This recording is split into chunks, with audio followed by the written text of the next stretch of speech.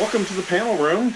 We're here on our October holiday special editions. This one's about cryptids and other creepers, specifically focused around John Hartness's Bubbaverse.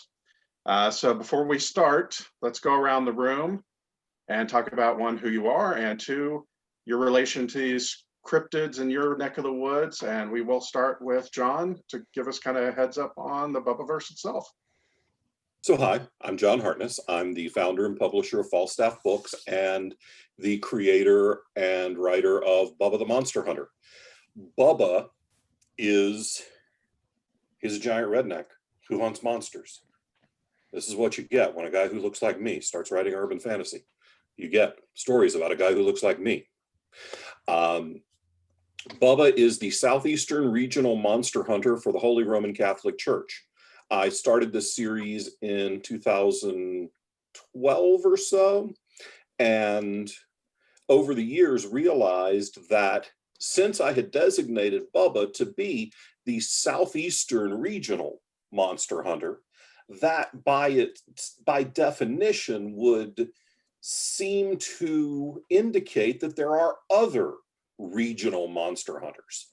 So when we created Falstaff Books and I was beginning to look around at my author friends, I thought, who can I sucker into writing for me?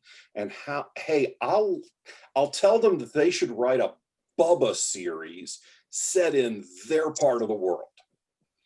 And the first two I roped in were Gail Martin and Eric Asher. And Eric is in St. Louis, Missouri, so he writes the Missouri area monster hunters. And Gail, although she lives in the Carolinas now, grew up in the backwoods of Pennsylvania. So she and her husband Larry write about bizarro Pennsylvania monsters. So over time, I've spread it out, expanded the Bubba universe to other talented writers, some for their first publications, some who are multi-published and multi-genre, multiple publishers. It's become a really expansive shared universe and something that I have a lot of fun with. Our readers seem to have a lot of fun, and hopefully the other writers do too. And there will be a cat coming in and out of the video over the next few minutes because it's Zoom, and that's what we do. Exactly. Gail. Hi, I'm Gail Z Martin, and as John said, along with my husband Larry, we write the Spell, Salt, and Steel series, which is set in northwestern Pennsylvania. And that's the part of Pennsylvania that's usually known as Pennsyltucky. It's a lot like the backwoods of Georgia, only with more flannel.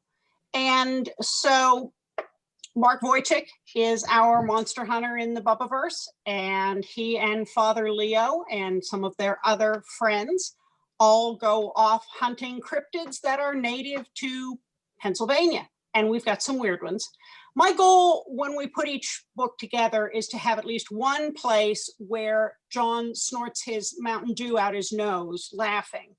If we can accomplish that, then it's a good day, and we feel like we have really, done our duty. But the other piece, John was talking about how all the Bubbaverses combine. The other urban fantasy series that I write as Gail Z Martin, and then the urban fantasy male paranormal romance that I write as Morgan Bryce, all cross over as well. So the characters show up in each other's series. So Mark Wojcik knows an awful lot of other monster hunters, and it makes for a very fun time. All right, perfect. JD? Yeah, hi, I'm JD Blackrose, and I write a very, very different monster hunter.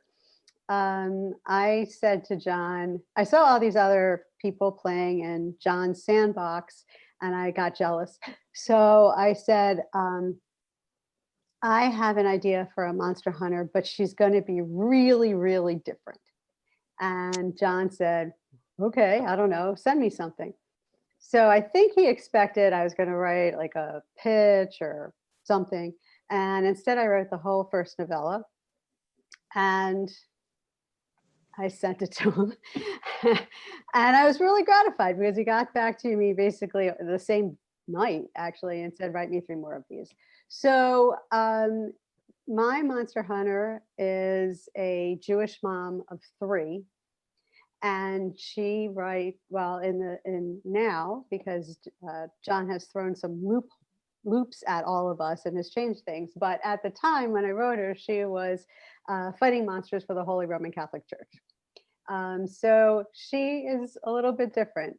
She's a suburban mom with 3 kids and a husband, which means she has a lot of responsibility, and she has a whole family to protect. So she's not a big guy with guns. She only uses weapons she can find in the back of her Toyota Sienna minivan. She never uses a gun and will not. So she uses a lot of like sports equipment, spray and wash, stuff you find around the house, found weapons. And she also has to do all of this and save the world and do all of this in Greater Cleveland and a little bit of Southeast Ohio. She has to do all of this while still getting snacked to kindergarten on time and hosting an 8-year-old's birthday party and doing all the mom stuff that everybody else has to do. So she's a little bit different. And I think people who read her like that because they can identify with all the mom stuff. They identify with the sippy cups of apple juice and dealing with the sweater set perfect moms who are very judgy. So she's got a really different vibe to her. Perfect. Bobby. Mine's a little different in it's not set in a different part of the country. My pitch was that there's always the knockoff guys that handle the cases for less money or the easier cases while Bubba's off handling the big stuff. So my guy is named as Hunter Houston, and he calls himself the horror hunter, and he fights the smaller monsters that are more manageable. And then Bubba goes and disappears, and suddenly Houston is very busy and facing things that he normally didn't have to deal with. And it's really just pissing him off because he had things well in hand. It was nice, it was comfortable, it was easy. Let's go out, battle this little monster that he can, make look worse than it is. And, life was good. Now he's fighting like big creatures and big disasters, all the while still dealing with people who used to deal with Bubba coming to him going, you work for us now. And he's like, oh, no, I don't. Or, oh, great. The church wants a favor. Great.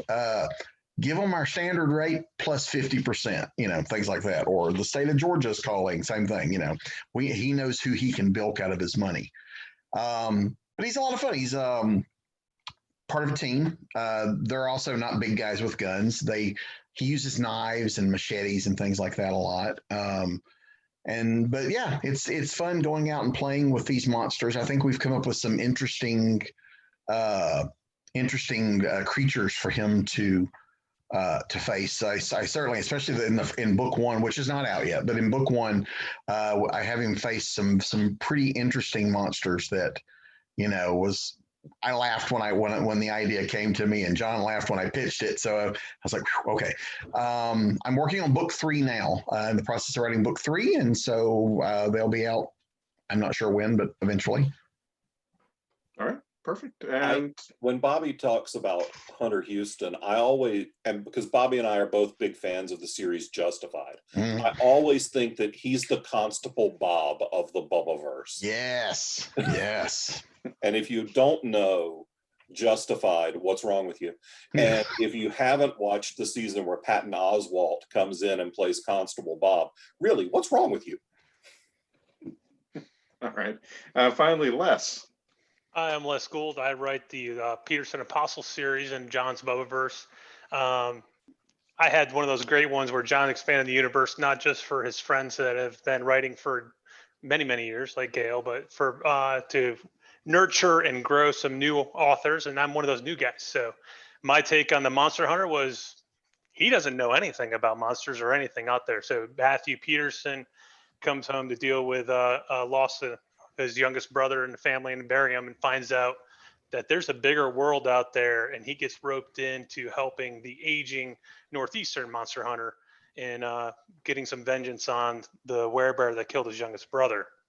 But I've got 3 books in the series already. There's 2 of them right behind me, Solo Op and Polar Protocol. There 2 of them are set in upstate New York. Matthew is still finishing his term in the military, so Solo Op was set in Georgia. So it's been a little bit of fun kind of bouncing around and experiencing some new states and new places to run. Mine tend to be a little bit darker than Bubba, but it's been a lot of fun writing them. All right, thank you. So this one's a 2-parter. I'll start with you, Gail. With your stories with this, do you pick the cryptid? And I guess just for people that don't know, cryptid is something that may or may not exist. Bigfoot's a good example of it. Jersey Devil, those type things. So do you pick the cryptid first or the story? And the other half of that is, what do you do with your research? John, no. They all try to get that reaction when I first read it. That's, I think, the goal of all of them. And so far, Gail and Eric Asher are tied for the highest number of emails saying, okay, really, did you make this up or is this folklore? I really kind of start with both. I've got an overall season arc. We're in season 2 of Spell, Salt, and Steel. So that means we're in the second 4 novellas. And they're building toward bigger and bigger bads, whether in front of, whether the main bads are behind the scenes. So I know kind of who the bad guys have to be. And then I go looking for, well, how many cryptids do I need in this story? And that's where I really hit all of the haunted places, the cryptid wikis, the Fate magazine archives, and I go looking for that stuff online to find cryptids that would be folkloric to the area.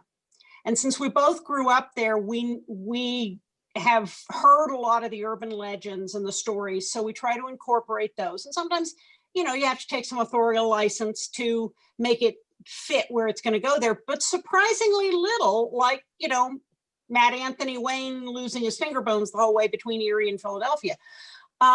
He was dead already. They had to boil the bones. His son wanted to rebury him on the other side of the state, and oops, the box had holes in it. Tends to make a ghost pissy.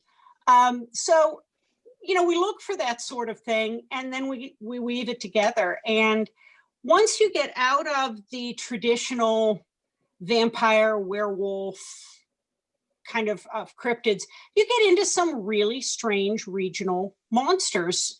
Some of my favorites are things like were-squonks and geewoggles and snallygasters. So, and it's fun because if somebody Googles it, there's lore behind it. It's not completely made up, but for me, looking that stuff up and finding it is the fun part, as well as researching the actual physical locations. But getting to kind of create our own take on the lore is also fun. All right. JD, how about you? Well, I mean, the key is in the 4 that I've written is that they do build a lot like what Gail said. They build up so that you could read each of them separately, but if you read them together, they form a novel. So when we put them together, the Devil's Been Busy. This is all 4 novels together. It reads as a novel. You start at the front and you read to the back, and you get the experience of a novel. So there are some overarching like big bads that carry through. But I also, for humor's sake, throw in, some fun stuff. The demonettes, they're basically cheerleaders, but they don't exist. I mean, at least I haven't heard of any.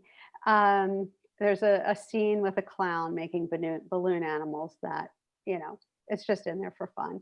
But I mean, the animals come alive and he stops making like dogs and cats and starts making giant wasps and things like that, and they come alive. So, there are things in there that I'm just having fun with and making up because they add a little bit of humor, but they also create real danger when that happens at a birthday party for kids.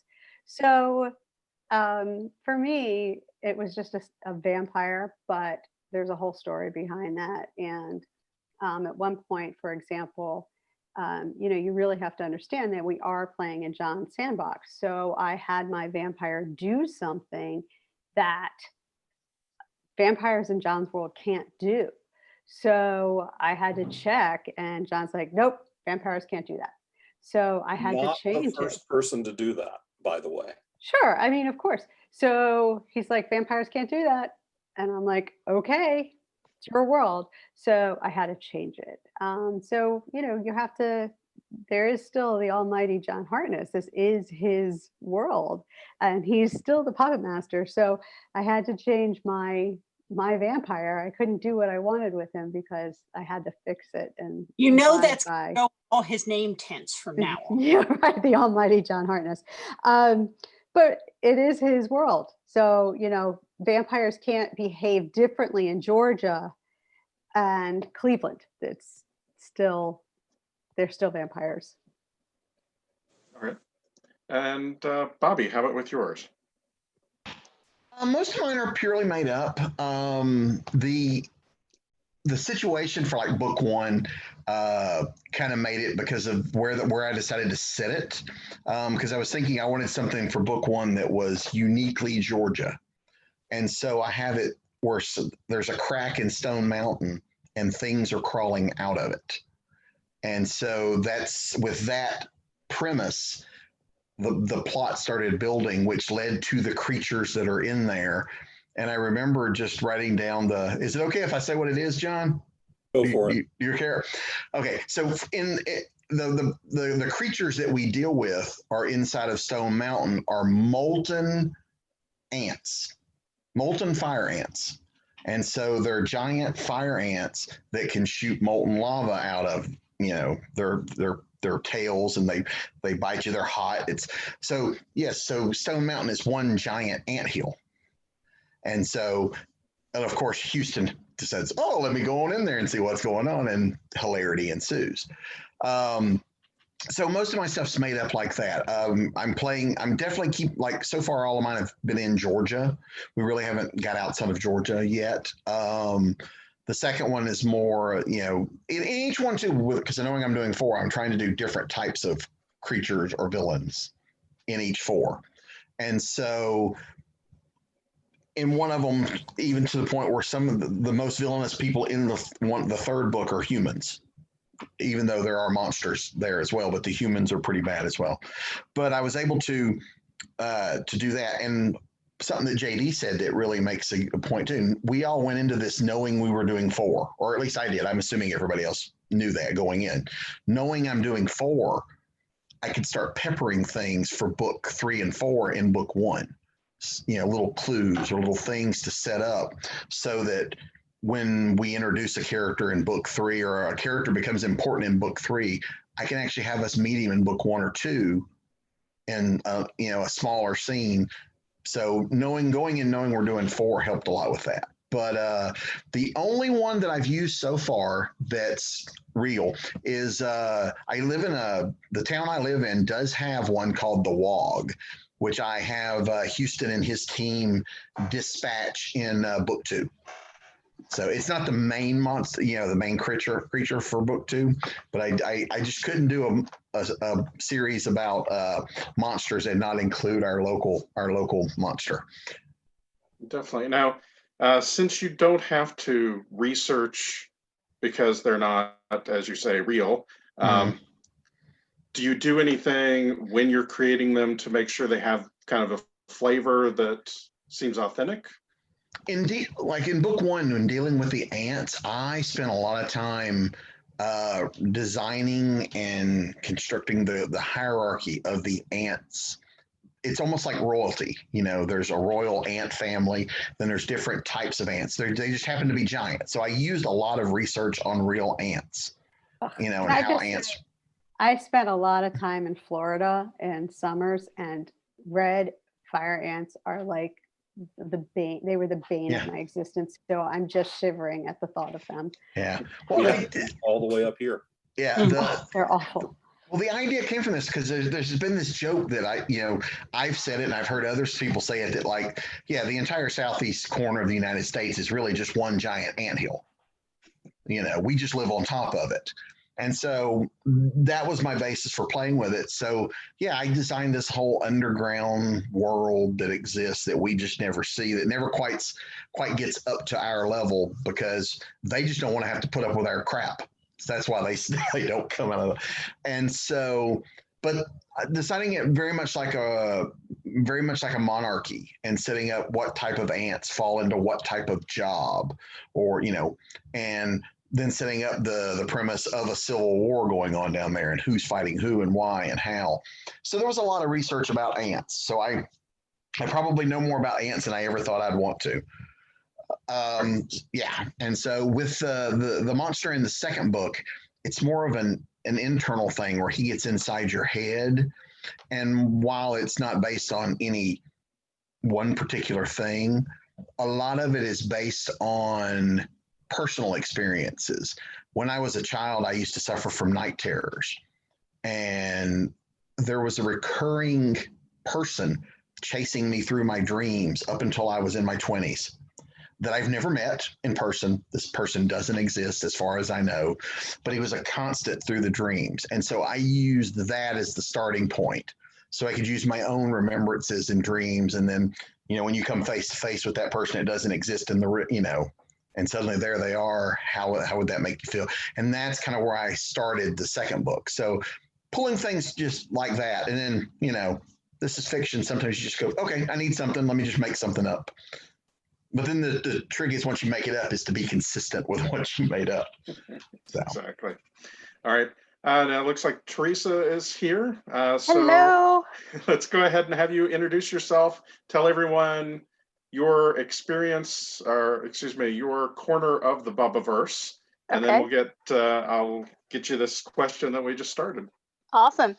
My name is Theresa Glover, and I write the Caitlin Kelly Monster Hunter series. And she is primarily based in New Orleans, but she does have a territory that reaches from the panhandle of Florida all the way to San Antonio, Texas. Okay. So this one that I've been asking is a two-parter. Okay. First part is, did you pick your cryptid and build the story around it, or did you have the story and then just go find a cryptid that fit? And the other half is, what do you do for research for your cryptids? To answer the first part, yes. When I started the story, I had just gone to New Orleans for a convention. The World Horror Convention was there in like 2013, I think. So I got to stay in a hotel that was, you know, supposedly haunted and all of that. So it had the creepy, fun vibe that I've kind of fell in love with it. I took the tours, I learned about some of the history, you know, and among the history of New Orleans, of course, it's rampant with cryptids, in particular vampires. The Ursuline nuns that may or may not also be some form of undead or vampire. And so I had a location that was linked to these kinds of creatures, but New Orleans is also primarily settled by Europeans. So there was the French influence and the Spanish influence. There was a little bit of English influence. So I kind of had the whole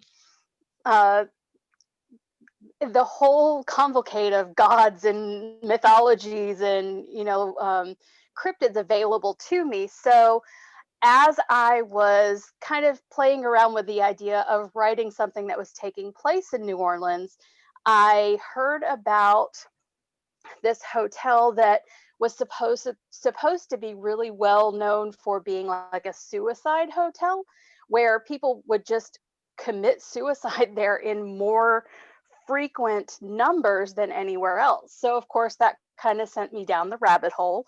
And I knew that I wanted to play with certain creatures in New Orleans, but I also needed to link it to that hotel's history in a way. So I did have to go digging for something that linked to that in some way. So yes, I had an idea, but yes, I had to go fishing. And the other part of the question, I'm sorry, what was it again? Your research process for it. The best research ever. I got to go to New Orleans and drink a lot and take the haunted history tours and go to, New Orleans Cemetery #1 and see all of these things up close. I got to go to the voodoo shops. I got to, read the ghost stories, taste the food. It's the best kind of research ever. As far as cryptids go, it's just delving into whatever rabbit hole on the internet I can find about creepy stuff. All right, that's perfect. So Les, how about you? Well, it depends on which story we're talking about, but on the first one, my introduction to the Bubbaverse as far as a writer goes was meeting John at a bar, and he said, "Well, write me one and we'll talk." So I wrote the first one, and that one started like I did a lot of writing, and that's just start writing and see where it goes. And so I got building on that story, and eventually, like, all right, well, what kind of monster would do this? And inserted the monster for book 1. And then it was much of trying to more researching on locations, because while I grew up in upstate New York, I grew up on a dairy farm and didn't get out a whole lot. So actually, while I'm from there, I needed to go explore on my own. And there's one scene where I needed a late night discussion between the main characters, and I needed a 24-hour diner. And remarkably, where I had set the story is void of 24-hour diners except for one. So I did some delving into online research to write the story. Then when I went to visit my parents who are still in New York, I got to go to that diner and like, oh yeah, this is a perfect scene for this one. I also need to change the setting in the story because I didn't describe the diner correctly. So there's some of that. But as far as the monsters, I try to avoid monsters that are already established in this series, so I don't step on toes. That's why I go to a Jin in the second one, and that was kind of fun. And the third one is more set around Christmas time. Mine's more of character development, and the monster's just who we're bouncing the character off of for his development. One of the really fun things on the third one that just came out last month is I got into there's been this big influx of Amish moving up into where I grew up in upstate New York. And so had some fun. Like, if the Roman Catholic Church is fighting monsters, these other older organizations, they would be fighting monsters too. So there has to be Amish monster hunters. So I've got a handful of Amish monster Jaegers who joined forces with Matthew and his monster hunting pal from the Holy Roman Catholic Church to take on the monster in the third one. So that's been a lot of fun doing that kind of research. I did a lot of research making sure that the German or the Amish words I kind of slip in, because they'll speak in English and they'll drop in German words that are actually not true German words, or a little mutated a little bit. And so I've been doing a lot more area research and that kind of research more than the monsters themselves. More of the monster research is just kind of making sure I'm not stepping on any toes at anybody else in the universe. All right. And finally, John. Oh, God. I don't know. I make shit up. So I started writing Bubba as short stories. And it was honestly, I just went to one of those cryptid wiki pages and started going down the list until something seemed interesting. And I was like, all right, we can kill that. Okay, how do we kill that? All right, that works. And go. 10,000 words later, I had a short story. As we've progressed, and as some idiot decided that the Bubba universe should now cross over with the Quincy Harker universe, because I don't know what moron made that decision. That means that everything has to tie more tightly together, and all of the lore, because by the time you wrangle all the people on this call, plus the other folks that have written in the Bubba universe, plus 5 years worth of Quincy Harker novellas and novels, and everyone that's been writing in the Shadow Council Archives series, which is about an equal number of people, there's a lot of magical history to dance around. And Melissa MacArthur is the one that's responsible for making sure all of that crap stays straight, because she's the keeper of the world Bibles. I just make the arbitrary rulings when questions have to come up about contradictions. And it's usually me contradicting myself, which is the worst part of it. But usually, lately, it's been, I have an arc and I need to kill, I have a big bad at the end that we're working towards, and I need to kill small and medium bads to get there. Or sometimes not kill them. Very, very seldom in mine do we not kill things. Many of the other monster hunters are less bloodthirsty and blow things uppy than Bubba, but Bubba blows up a lot of stuff. So that has allowed me to be influenced by current events. For example, in Swamp Music, which was the most recent Bubba the Monster Hunter novella, it's a Tiger King parody with weregators. Because why wouldn't it be in the spring and summer of 2020 when I wrote and released the book? Of course, it's a Tiger King parody built around weregators, because it is a colossal injustice that the events in Tiger King did not happen in Florida.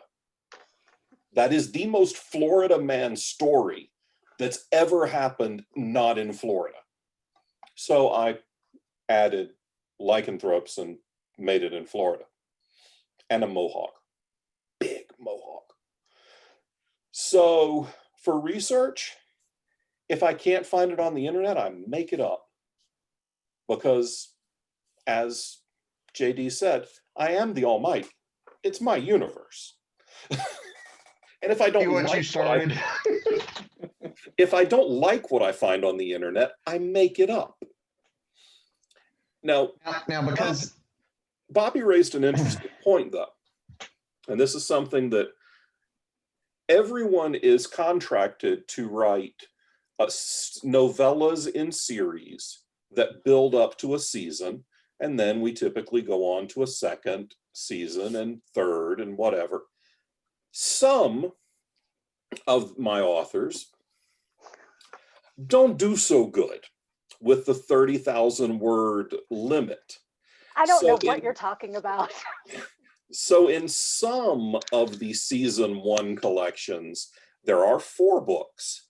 In some of the season 1 collections, there are 3 books. And I don't think that Les and Theresa knew that they were both guilty of this, but they're not alone. They're both too wordy to be contained in a printable 4-novella book. You know, I'll just take also the second distinction of being the one whose tone crossed the worlds of Bubba and Quincy and being a catalyst for your decision to make them cross over. So guilty. After the first, I think after the second Caitlin book, I was like, God, this is so not a Bubba book. This is so a Harker book in tone. And then I sent you Peterson, which is just as bad. Yeah. And then I was like, all right, well, you know, I get enough email and social media messages asking me when Bubba and Quincy Harker are going to meet. All right, fine. I'll play fan service. I got no problem with that. These are the people that pay my mortgage. I'll give them what they want. Y'all want to see Ric Flair versus Hulk Hogan? I'll do it. All right. Yeah, because my stories are set too in the same area that Bubba is. One of the big things that I found myself asking often was, has Bubba or Quincy been to Stone Mountain? Has Bubba or Quincy been here? Because I don't want to say that, oh, we've never had a problem here if they've been there before. Yeah, So, good call. Because They haven't been to my corner of Pennsylvania. I mean, I could be wrong, but I'm pretty. no, See, Bubba has been to New Orleans, so I've used John's books and everybody else's books actually for research. So I'll go through and figure out, okay, so what has happened here? Okay, and I'll call back to whatever happened in John's book and I'll bring it into my world. And then I've mentioned Gail's and JD's characters before. I've made little Easter eggs for people who follow the whole series so that they can go, hey, cool, I know that. yeah, Yeah, I've done the same thing. Like I mentioned Garrows and apples at one point, which is something in yeah. I think in That's your book, Gail, or somebody's Eric's it's in book. Eric's. Yeah, Eric's in, book. the Like Mason just books.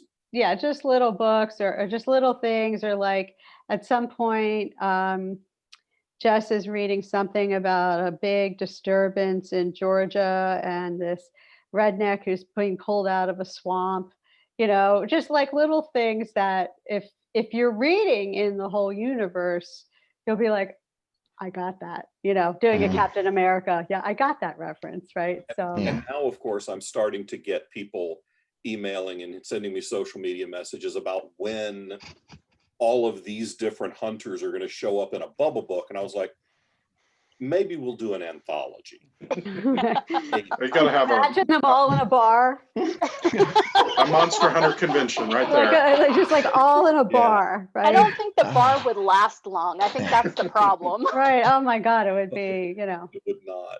although So, this the, kind of- the obvious joke would be to go like three monsters walk into a bar, see everybody go, shit, wrong bar. we're done. Wrong.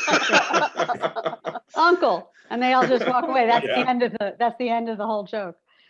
All right, so this kind of bounces off that, and I'll start with you, Gail, because I know you've got to leave soon. What's it like writing in a shared universe, and pros and cons of it? I mean, I think it's a lot of fun. You go in knowing that you don't get to make all the rules. You go in knowing that you're playing in someone else's sandbox. And so the final authority is the person who owns the sandbox. And you have to be okay with that from the start because them's the rules. And so one of the things that works with the characters being so geographically spread out is that we can carve out a little more space to not be treading on toes. And that makes it a little easier.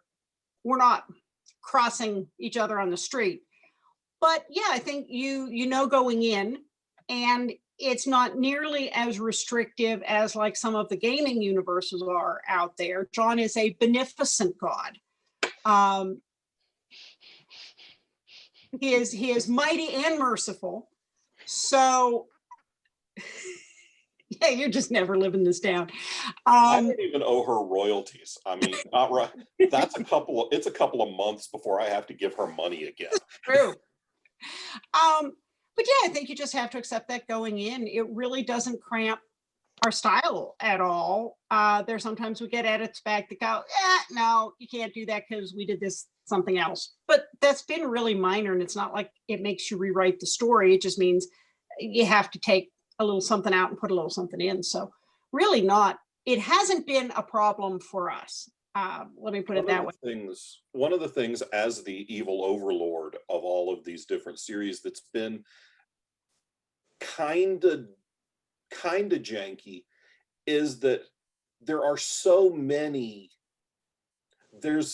within the Bubba books, there's an organization within the church and an organization within the government that kind of oversees monster hunting. Within the Harker universe, there's another organization that oversees demon hunting.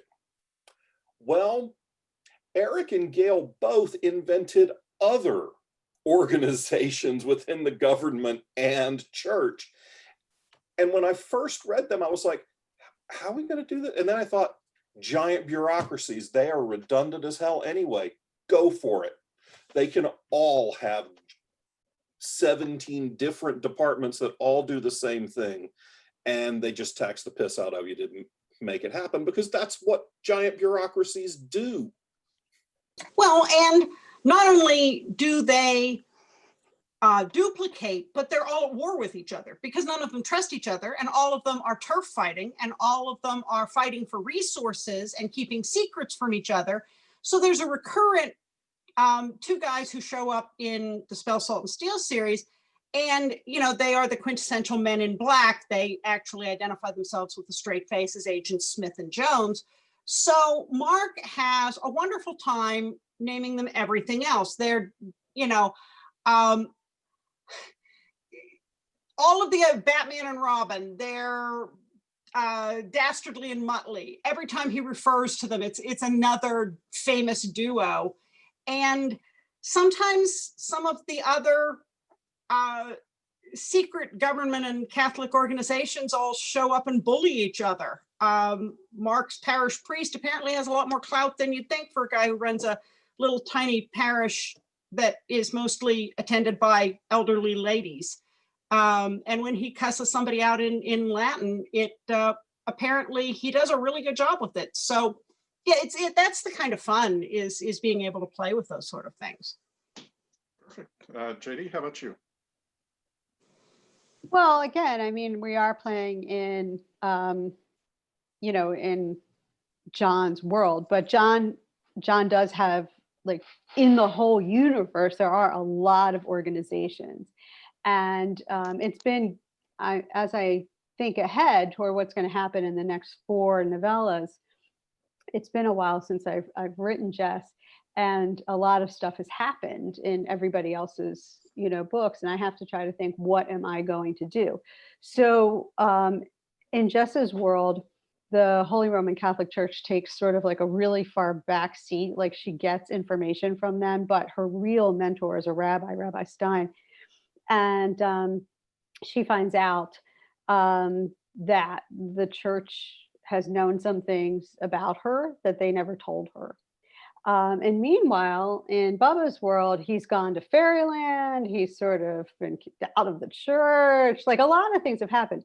So right now, as I head into, when I think next year about what I'm going to do, writing these next things, like, the world is my oyster. I can, there's a lot of openings for me as to how I'm going to handle where Bex sits next. I know that she's going to be very disgruntled. She's going to be quite disgruntled. And she's going to have to decide how she wants to sort of handle her job. And because of what's happened, because there are so many different organizations, and because John has sort of opened the world a little bit with what's happened to Bubba, she's going to have to follow her heart and sort of figure out what this all means. But she can, because there's been so much upheaval in the Bubba world. So now, do you read the other stories in the Bubbaverse, or do you avoid them to? Bubba. I read every Okay. Bubba, and I read every Quincy without fail. And I try to keep up on everybody else's. I can't say I read every single one, but I do need to read all of the Bubba and all the Quincy's. I enjoy them, of course, but in one of them, and I'm going to have to go back and look for it and ask Melissa, John threw at me in a random sentence that somebody came to Cleveland. And I have to go find it because I didn't write it down where it is. And I know somebody comes to Cleveland, and so I'm going to have to deal with that at some point, but I don't know who it is or when it happened. So I don't remember. You have a Melissa. I asked Melissa because I think it somewhere was Harker. somebody came to Cleveland, and I think it was I think it's Harker. I think it's Harker. Yeah. I think it was Yeah. Harker. I just assume it's Harker because he's the one that's 100 and something years old. So if somebody's where they're not, and if somebody's where they're not supposed to be, it's almost always going to be Harker. Right. So I'm going to at least have to make mention of that. So. All right, Bobby. I have to go do another panel. Have a good evening, everybody. Thanks for coming.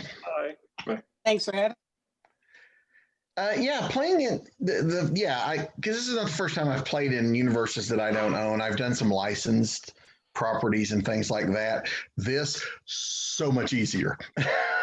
Licensed properties are like they hold them in an iron grip. Nope, you can't do this, you can't do that. So far, I've not really had anything where John or the editors or Melissa have come back to me and said, nope, can't do that. They're very open to letting us tell the stories we want to tell. And, when you play in a shared universe, there are certain rules you just know going in. Don't blow up Cleveland. Somebody else may need it, Vampires can't fly.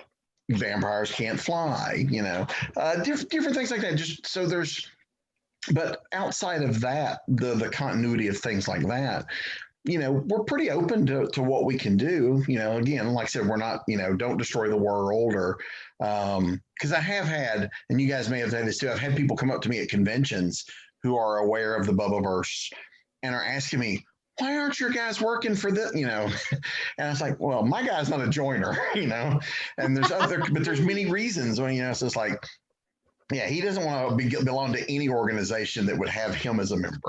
It just wouldn't happen. But it's also fun to play with. I know a few of us are using other people within the Holy Roman Church.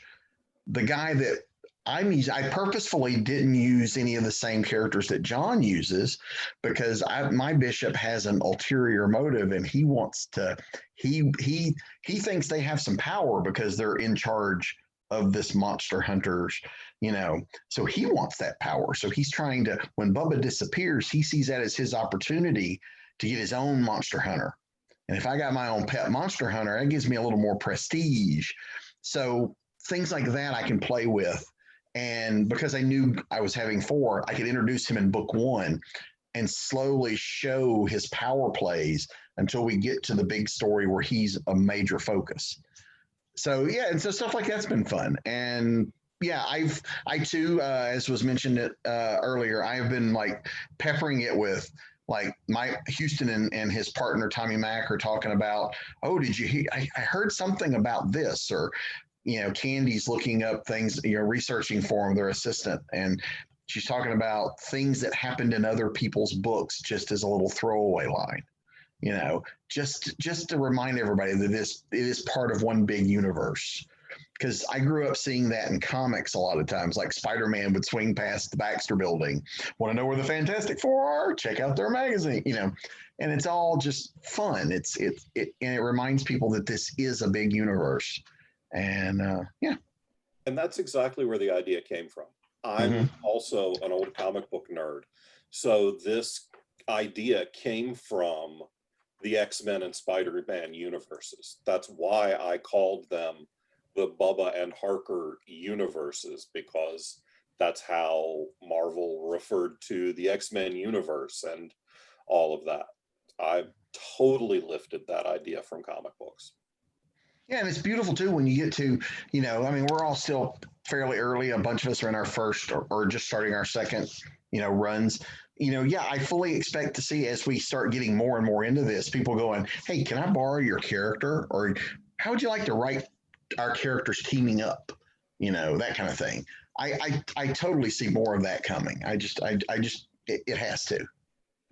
I was actually amused because Eric Asher, in the very first Mason Dixon book, asked, hey, can Bubba make a cameo? Can I write Bubba for a scene? I was like, sure, go for it.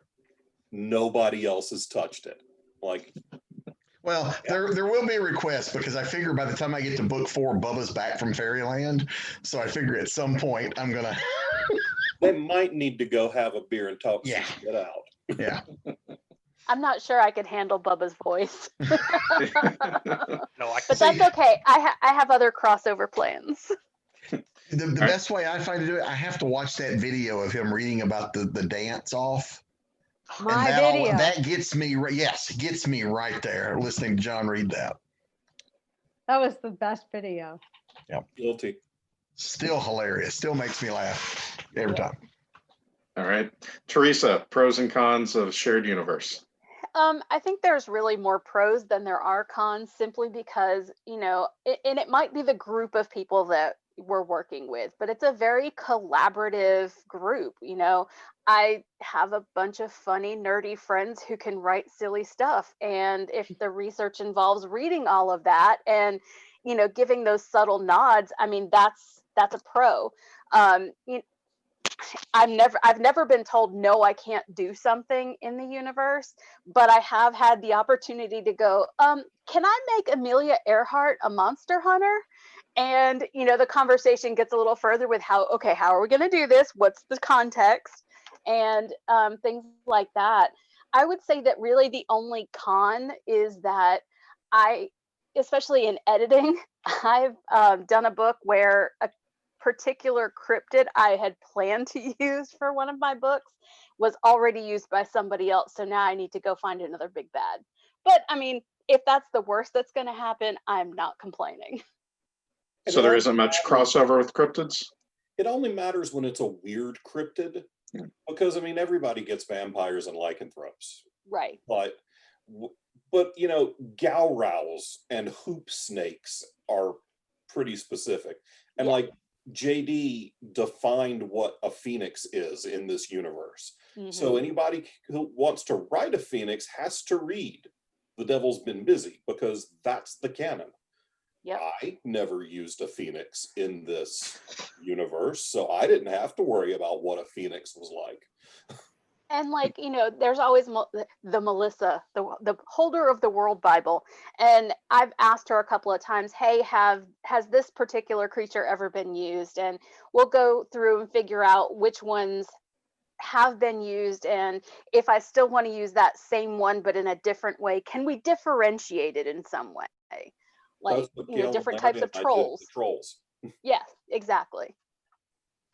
I believe it's tougher to coordinate for this bunch than it is for the bunch working in the Harkerverse, because most of the Harkerverse novellas are historically set.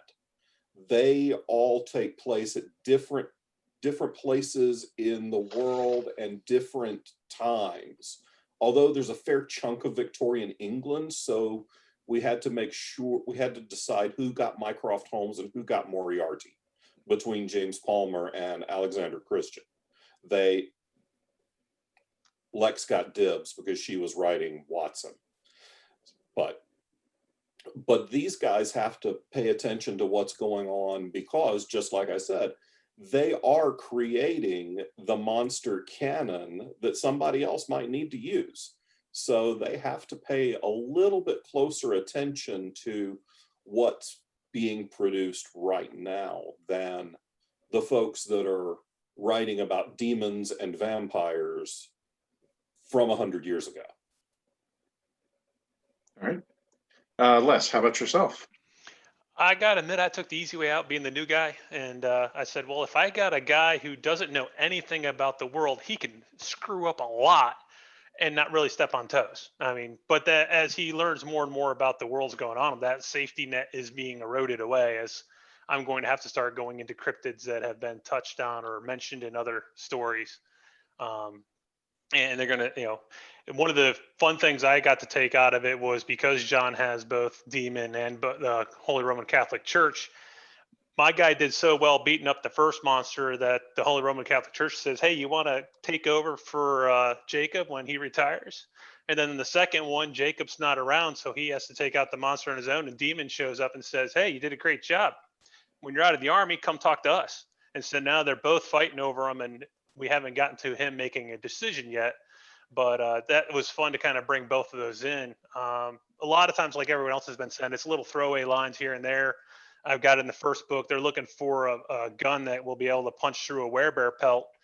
And the Jacob, the monster hunter for Northeast right now, he's digging through his armor and he's like, man, I wish I had that hand cannon that the Southern redneck uses. And just a quick throwaway line to just kind of keep it all together. Just to clarify, when Les mentions demon, he means organization. DEMON, which is the government agency in the Bubbaverse that Bubba worked for until they fired him. And now they are one of the big bads across both both series, and I can't remember what the hell it stood for. I just wanted to use the same joke that Samuel L. Jackson used in the Avengers. So I made it be some stupid acronym so that they could say, yeah, felt like you were really reaching for that acronym, I weren't you? used the same joke. I It's did. the Department of Extra Extra normal, Magical and occurrences Occult Nuisances. Yeah. I just don't forget the E word. Extra normal and nuisances was the part that I was like, yeah, those are just dumb and it works. So fine. Comedy, bitches. Yep. I think I used the same exact joke. I'm sort of looking for it, but I'm pretty sure I used the same exact joke. All right. So John, that it's a little different for you since, you, like you said, just make stuff up. But have you noticed any cons with the Bubbaverse? Cons? No, not at all. For me, it's allowed me, it has always had a dual purpose for me from a publishing standpoint. I get to work with my friends, and I get to both ride on the coattails of established writers with solid careers like Bobby and Gail and Eric Asher, and I get to give a boost to some writers with fewer publication credits like JD and Les and Theresa. So I get everybody's efforts to lift everybody's boat, including my own, which is the money-grubbing, self-centered part of it. I'm not some grand altruist. I may be beneficent, but Yeah. I'm not altruistic. John's Yeah, boat. fuck. John's boat is the USS Buy My Shit. Come on. And he's got the captain of the ship right there. Yes, editor in cat. But no, it's been a lot of fun. I do try to read all of them because I really cannot screw up the canon. It's really bad if I contradict if I contradict a book, if I write something next year that contradicts something Les put out this year, then I really look like an idiot.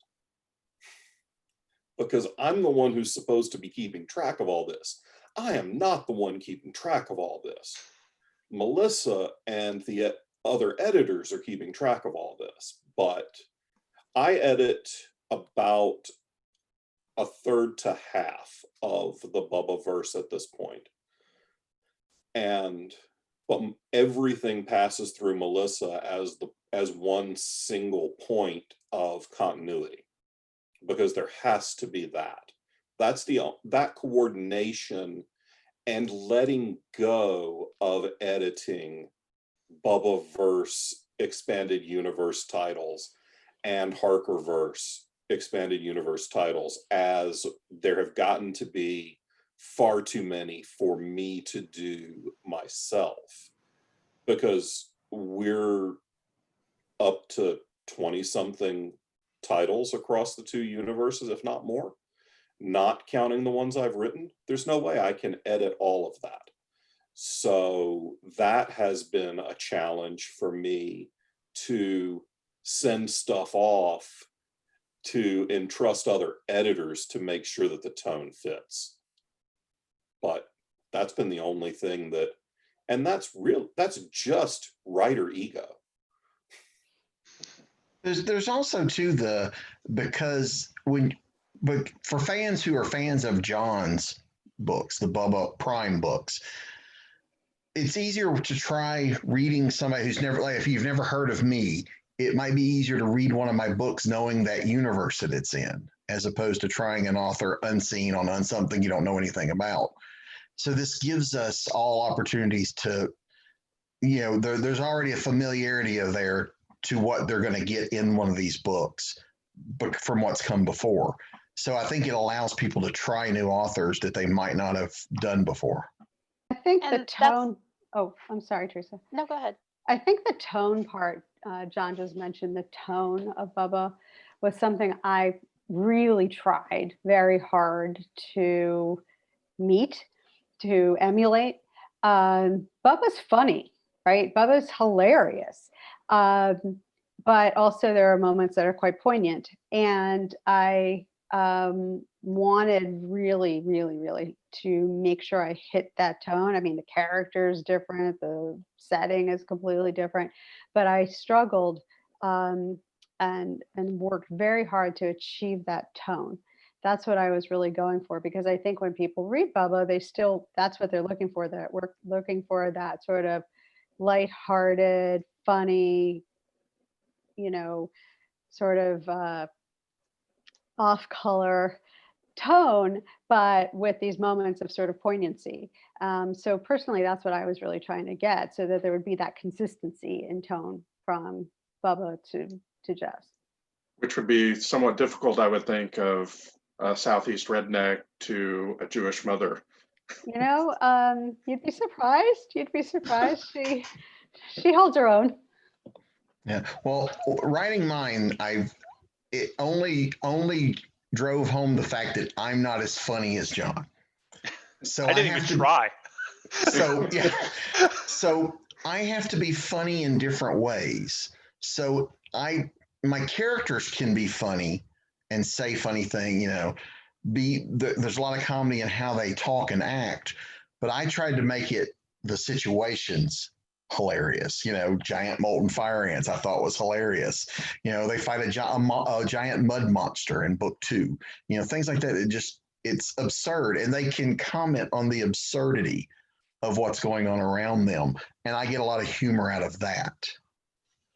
And I didn't think that I would live up to John's sense of humor or the amount of dick jokes that end up in the books. So I didn't try to do that. I tried. Fair.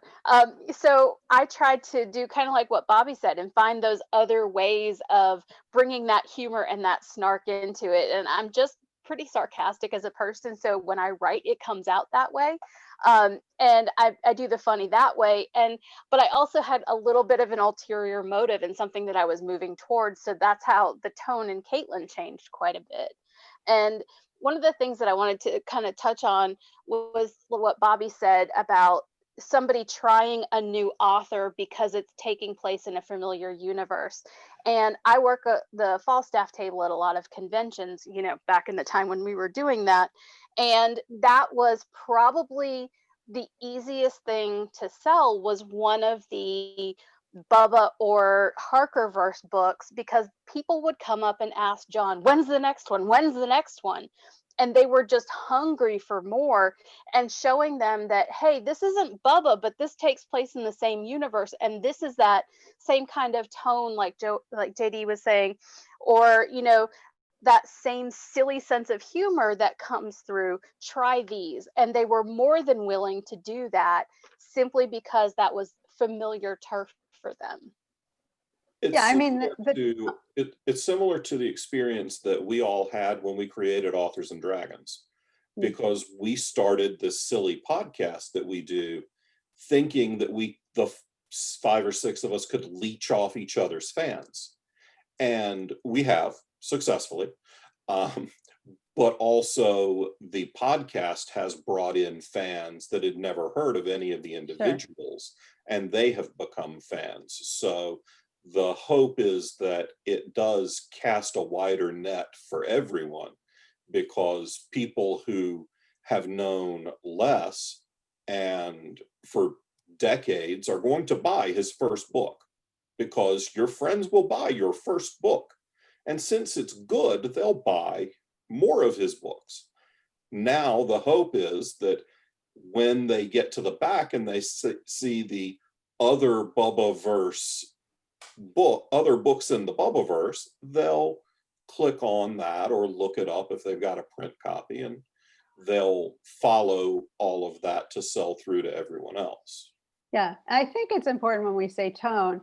I mean, no one is ever going to beat John on the number of swear words used, certain swear words, or dick jokes. Let's just be honest.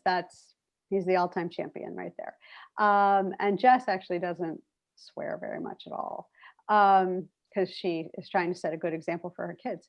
So she rarely lets go of, with a good swear word. But the there is a humor. There's a humor that she approaches the world with, that where she just begins to accept that the absurd is her norm, and she just sort of has to understand that her world is just not normal. And so if if you're looking for that kind of absurdist tone, you'll still see that in a lot of these books, that kind of same, that's what I mean by the same tone. Yeah, even in the Peterson, the tone is there. There's still humor involved, but in my case, Matthew comes from a fairly large family, so it's a lot of brothers picking on brothers. A lot of just that little snarky hitting each other around, kind of picking on each other, and then it carries on even when the brothers aren't there in solo op. It's him with the rest of his army buddies. Right. He gets in a very awkward situation when he gets back after the opening scene, and that humor's still there and it still plays. And for me, my stories tend to be a little bit darker just because Matthew came from a dark place. It gives you that lightheartedness to kind of help you carry through the book, and it helps tie everybody together. And I think you don't want to pick up, it's not going to be Bubba again, but just a different character. You want a different character. This way we can kind of grow things and we get to experience all the human emotions throughout the whole series. So.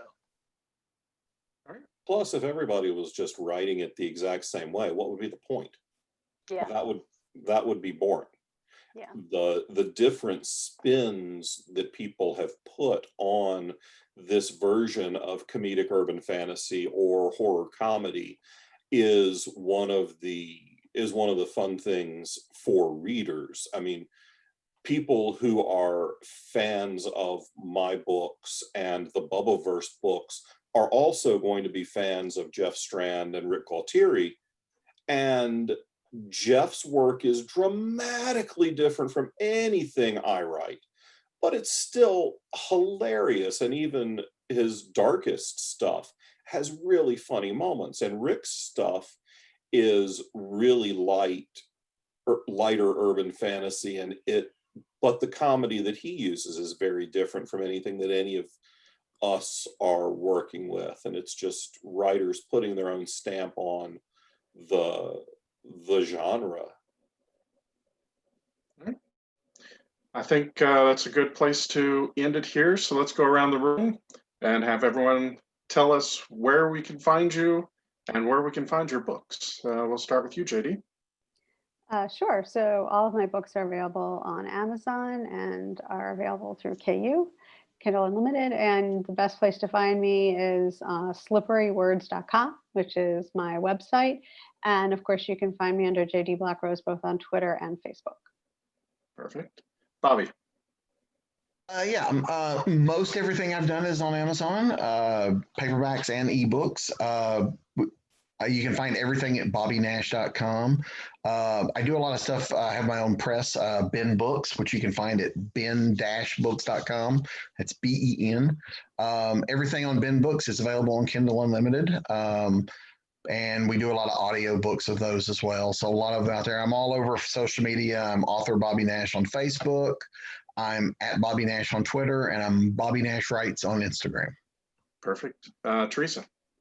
The easiest place to find all of my books is actually at falstaffbooks.com, and it'll list them all out, even the anthologies that I'm in.